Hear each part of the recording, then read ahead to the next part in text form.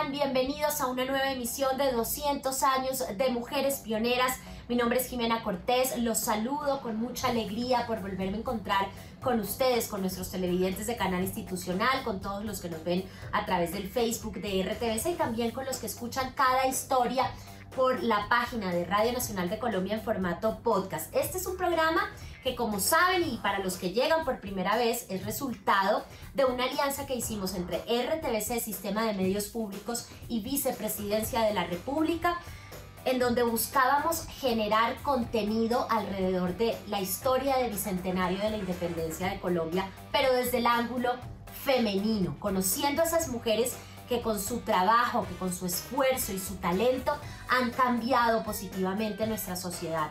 Y la de hoy es una mujer que yo la recibo de pie, con aplausos, por todo lo que ha logrado a través de una historia que comenzó algo dura y triste, y ella hoy en día está ayudando a muchas mujeres a salir también adelante. Su nombre es Yolanda Perea Mosquera. Ella es defensora de derechos humanos, consejera nacional de paz, lideresa social de Río Sucio, y es defensora de los derechos de las víctimas de violencia sexual dentro del marco del conflicto armado que tanto sufre nuestro país. Yolanda, bienvenida, y es un honor para nosotros tenerla con nosotros aquí en 200 años de Mujeres Pioneras.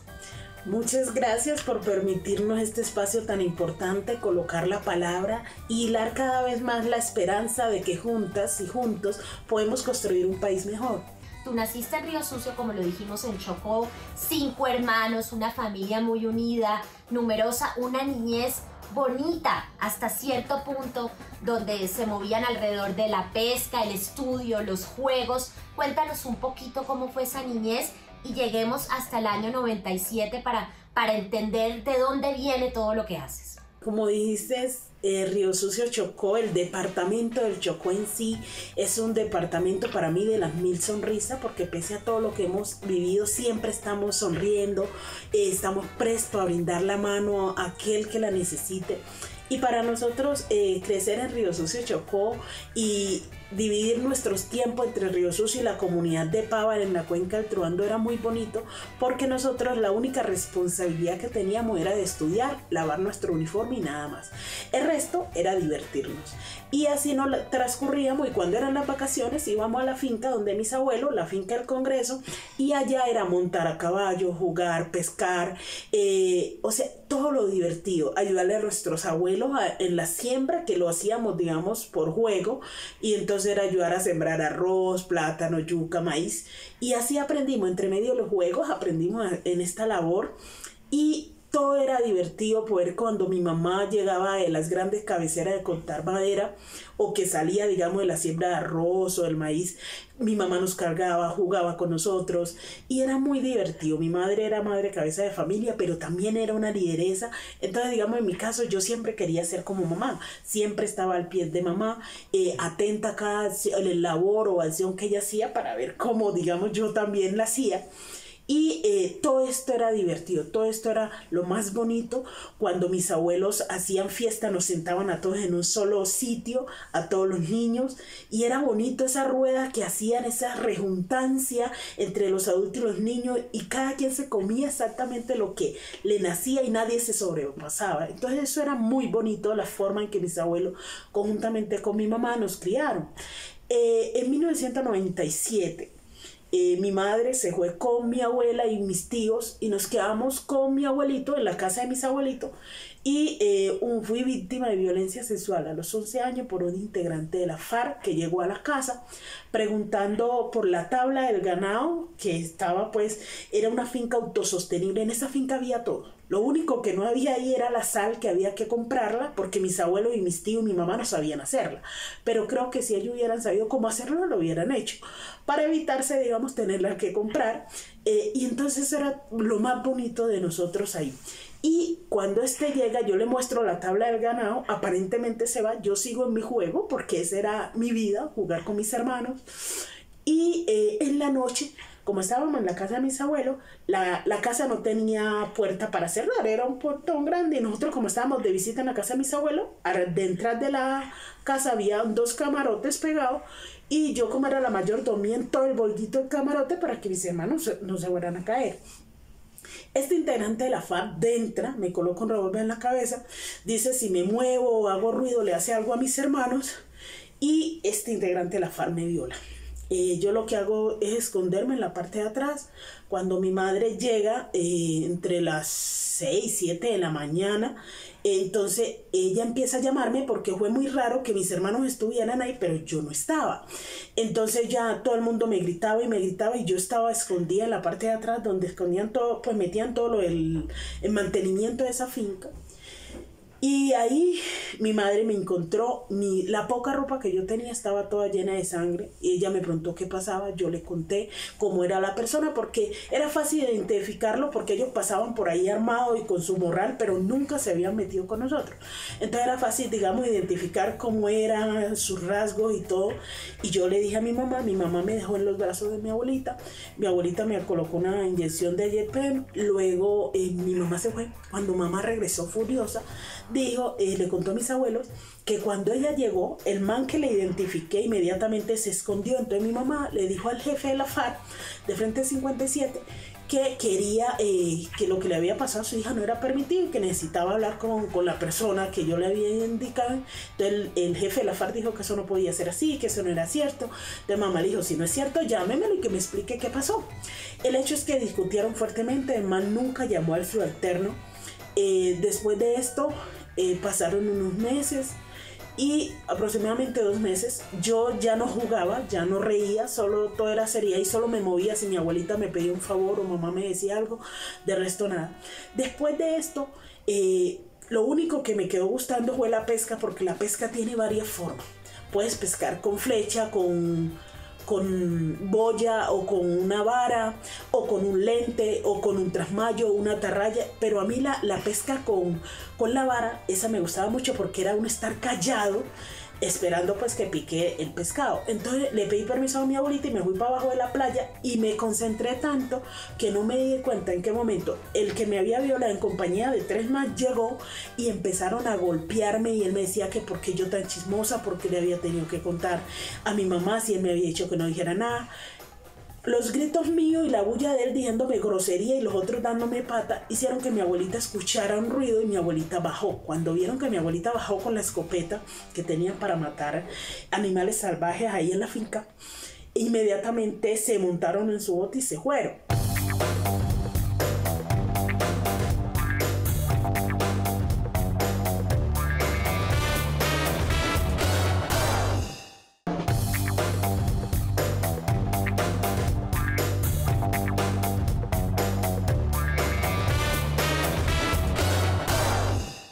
Estábamos ahí y mi abuelita le decía a mi mamá que ya no había miel. Entonces dicen que van a ir a cortar caña al otro día para poder hacer miel. Y eso era muy divertido porque era coger la caña, hacer guarapo y luego hervir eso y transformarlo en miel. Y ahí cuando lo transformaban en miel nos daban a nosotros permiso de echar plátanos ahí y eso quedaba melosito, todo rico. Entonces todos los niños podíamos hacer eso. Entonces listo, al otro día madrugamos, nos fuimos para el cañal. Lo bueno del cañal es que en el cañal había maíz, había plátano, había caña, había yuca. Entonces eso era de todo ahí mismo en el campo. Entonces fuimos, contamos las cañas, estábamos ahí. Mamá me dice, Yolanda, mira esa. Ella me decía Yola, ella nunca me decía Yolanda, solo me decía Yolanda cuando estaba brava. Y me decía, Yola, vaya y me trae esa mazorca de maíz que está allá. Y yo decía, bueno, pero ¿cómo hizo para...? En un maizal todas estaban bonitas, ver la más grande, ¿no?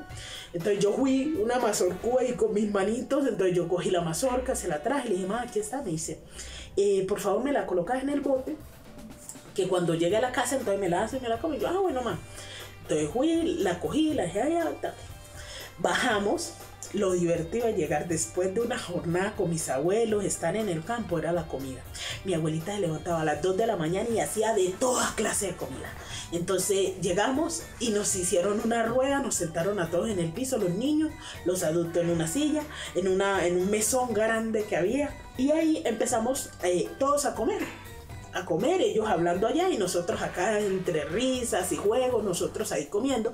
Y cuando llegaron entre las 4 o 5 de la tarde, llegaron 7 integrantes de la FARC fuertemente armados Y le dijeron a mi abuelito, buenas tardes, ¿cómo están? Queremos que nos venda una vaca y 2 cerdos porque vamos a hacer una fiesta. Entonces mi abuelito, como la finca era autosostenible, ahí venían a comprar todo lo que había ahí. Entonces mi abuelito, listo, dijo, sí, claro, ya va. Mi abuelito bajó. Cuando mi abuelito estaba abajo, un integrante de la FARC le dice, bueno, hacía tiempo no veíamos por aquí a su hija Ricardina. Mi madre se llamaba María Ricardina Perea Mosquera. Y él dice, sí, ella está ahí. Dice, no, entonces que le ayude. Entonces mi abuelito le dijo, Ricardina, ¿puedes venir a ayudarme a atender a estos señores? Mi mamá dijo, sí, ya voy. Cuando mamá se para, yo también me paro, porque siempre, digamos, quería saber mamá qué hacía para yo poder hacerlo. Mamá baja un escalón y yo ya estaba ahí para ella que quitara el pie, yo colocar el mío. Mamá se voltea y me coloca la mano en el pecho y me dice, esta vez no, Yolanda Perea Mosquera. Y yo, esta vez no, ¿por qué? Porque además lo bonito de mamá decía, siempre, si algo no te gusta, pregunta, si algo no lo entiendes, pregunta, ¿sí? No te puedes quedar con la duda, ¿sí? Tienes que entender las cosas, el porqué de cada cosa, entonces pregunta. Cuando mami, yo le digo que por qué, me dice, no, esta vez no. Yo, ¿pero por qué? Me dice, no, tienes que hacerte cargo de tus hermanos.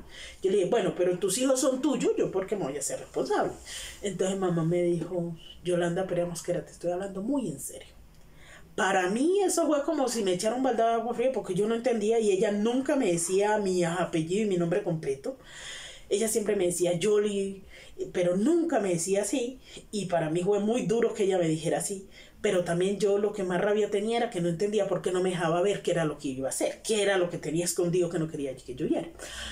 Bueno, yo lo que hago es que me voy para la cocina y me fui rejunjuniendo como todo pelado berrinchoso, igual a los hijos míos cuando no hacen caso. Y era hablando entre los dientes, ¿no? Porque también el respeto daba para uno nunca decirle a sus papás o a alguien mayor, mira esto. No, siempre era con respeto.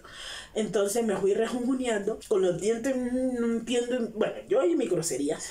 Cuando yo paso de la casa a la cocina, se formó una balacera impresionante y yo lo que hago es caminar más rápido, bajo al patio. En el patio me encuentro con el capataz de la finca, y ahí se formó una balacera de locos. Entonces nosotros nos miramos y empezamos a correr. Y a nosotros empezaron a dispararnos por debajo de la casa. Y nosotros era corre. Llegamos al Monte Espeso. En el Monte Espeso nos encontramos con las mujeres de mi tío y sus bebés en brazos, mis hermanos, pero faltaba un hermano mío que se había quedado dormido y estaba en la casa de mis abuelos. Y como bueno, ¿quién se vuelve por él? Nadie. Entonces listo, seguimos caminando y era camine, corre. Y las mujeres de mis tíos empezaron a llorar. Entonces yo era como la calma. Yo les decía, no, cálmense, mi tío está bien. La que mataron fue a mi mamá. Y ella decía, pero ¿por qué sabes que mataron a tu mamá y por qué tu tío está bien? Y yo era, me hacen el favor y se calman, nada de llorar, vamos hasta de llegar donde mi tía. Llegamos donde mi tía, cruzamos el río, le contamos qué había pasado. Entonces, bueno, ya eran entre las 8 y 9 de la noche, no había ya ruido, nosotros bajamos en un bote. Cuando bajamos en el bote, resulta que llegamos y había una cobija al bajar de las escalas y había otra cobija al lado del chiquero de los cerdos. Resulta que, ¿qué pasó en todo ese? Cuando yo arranco a correr, ¿qué hicieron? Cuando yo llego allá, hicieron como mi abuelito bajó, vinieron y sentaron a mi abuelito en un tronco de madera. Y ahí, en ese tronco de madera, uno lo sostuvo para que mirara cómo mataban a mi mamá por haberse atrevido a reclamarle a un jefe de la FARC. Después de todo esto que has vivido y lo que has logrado, lo que lideras hoy en día, ¿en qué momento caíste en cuenta que tú eres una mujer que representa literalmente a nuestro país? Hermosa, llena de talentos, de cultura, fuerte, además de, a pesar de haber sido lastimada, sigues en pie. Así es nuestro país. Tú eres verdaderamente una representante de nuestro país y una mujer pionera. ¿En qué momento, después de todo esto duro que has vivido, te sentaste y dijiste, estoy orgullosa de mí misma por lo que he superado? Pues mira, yo cuando entendí que lo que pasó no fue mi culpa, me empecé a amar, me empecé a querer nuevamente. Perdoné mi cuerpo y lo acepto tal cual como soy. pero es también recordar a mi madre, la lideresa que era mi madre, el ejemplo de mujer, su lucha, su tenacidad. Yo muchas veces, bueno, ya tengo 37, pero a veces recuerdo ese cabello de mamá, cómo se lo arreglaba. Entonces yo cuando tengo toda mi cabellera suelta, yo me lo lavo y con jabón luego me cuadro como mamá se colocaba ese cabello tan bonito que tenía mamá. Y es volver a recordar esa esencia. Soy porque ella era. Y ella era porque yo soy. ¿Sí? Y de ahí parte de la importancia que tiene de hilar desde nuestro sentir, desde el corazón. Y es ahí donde yo siempre digo, yo estoy orgullosa de 3 cosas: de ser mujer, ser negra y ser colombiana. Y creo que eso siempre se nota donde yo llego, porque es que ahí también es cómo construimos identidad, ¿sí? Cómo nos apropiamos desde nosotros para poder mostrar lo interior que tenemos, lo bonito, ¿sí? Cómo desde mi experiencia yo puedo evitar a que otros y otras pasen por ese horror, por ese dolor que muchas veces yo tengo que recordar. ¿Y saben por qué lo recuerdo? Porque lo llevo constantemente en mi mano. En mi mano son pocos los medios que han podido descubrir que tengo yo en mi mano. Y en mi mano tengo las cortadas. Al momento que este violador entierra un machete y que yo lo agarro con la fuerza de mi alma, porque yo sentía que si lo quitaba, yo podía darle con ese mismo y poderme defender. Y no fue así. No me pude defender y aquí tengo las cortadas, donde mi mano no cierra bien, o sea, más de ahí no cierra. Y actualmente yo soy estudiante de Derecho y ustedes no imaginan lo que sufro a rato. Porque cuando escribo mucho se me hinchan estos dedos y me duele mucho. Pero empuño mis manos y es la fuerza que me da cada día de apostarle a un país diferente. Es la fuerza y la confianza que me da de que mis hijas, mi hijo, merecen un país mejor que el que me tocó a mí. Y es allí donde, pese a lo que muchos me gritan a veces, que a mí me encantó que la FARC me violara por defender los acuerdos de paz, les digo que no. No valido la violencia que ellos ejercieron en mí, pero sí prefiero un acuerdo imperfecto y no una guerra en permanencia, porque gracias a esos acuerdos, las armas que me colocaron a mí en momento de violar, y las armas que me asesinaron a mi mamá, las armas que me tienen a mi tío aún con una herida abierta, caminando con muleta, no lo harán con ningún niño más, con ningún ser humano más. Y es allí donde nosotros tenemos que desarmar nuestros corazones y apostar que desde nosotros también depende la construcción de un país diferente, de un país mejor, un país donde se entienda que en medio de esas diversidades podemos ser incluyentes, equitativos, igualitarios, y hilar la esperanza de que sí podemos ser el cambio del mañana.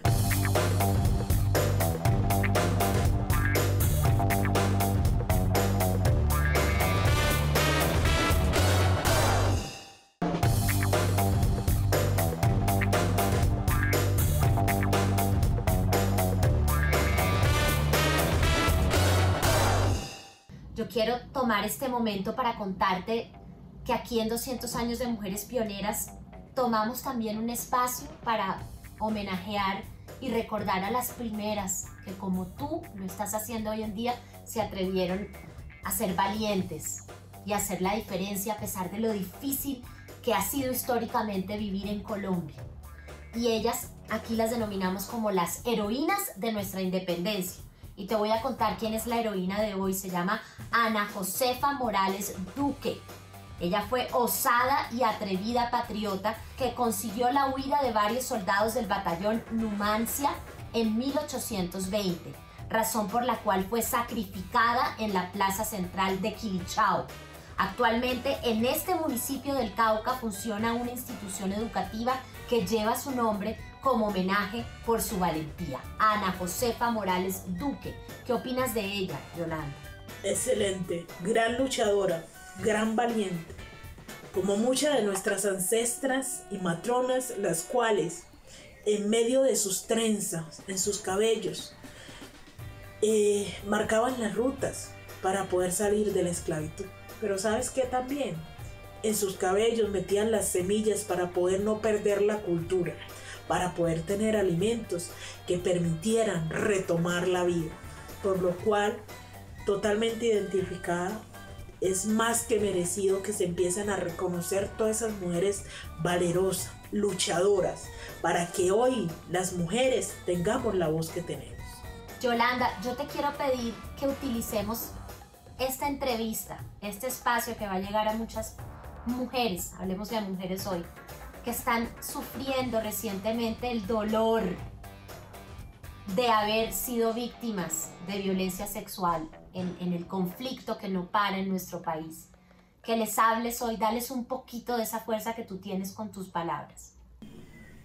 Hoy quiero decirle a todas esas mujeres valientes, luchadoras por la vida, que no están solas, que todas y todas estamos prestos al servicio de darles una mano amiga y entender que los horrores de la guerra, específicamente la violencia sexual, que en muchos de sus casos es un delito de lesa humanidad, no son culpables.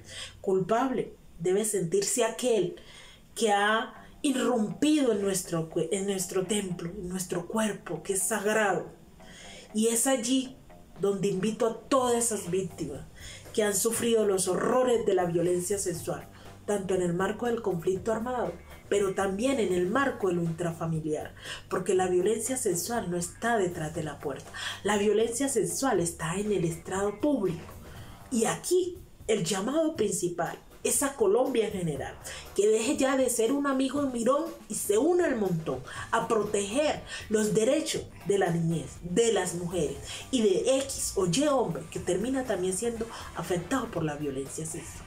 Llegó el momento de no más silencio, de denunciar al violador para que esto no siga avanzando en ese camino de impunidad y de que cada mes, cada vez, cada segundo incremente la cifra de mujeres y niños y niñas violadas. Basta ya, yo confío en ti, yo te creo, cuenta conmigo y cuenta con todas aquellas que estamos prestas a ser esa amiga, ese amigo que permite que juntas construyamos un país mejor, desde la verdad, desde la denuncia. Yolanda Perea Mosquera, gracias por acompañarnos, por contarnos tu testimonio y sobre todo, gracias por superar lo difícil que has vivido y por aportar a nuestro país siendo una defensora de los derechos, siendo una lideresa entre las mujeres, impulsando a otras y regalando esa fuerza que tienes en el corazón para que seamos un mejor país. Gracias por acompañarnos aquí en 200 años de Mujeres Pioneras. Muchas gracias por permitirnos hilar la vida, arropar la esperanza y entretrenzar las palabras de que juntas y juntos podemos caminar en pro de un país mejor. Este es el momento. Si no es ahora, entonces ¿cuándo?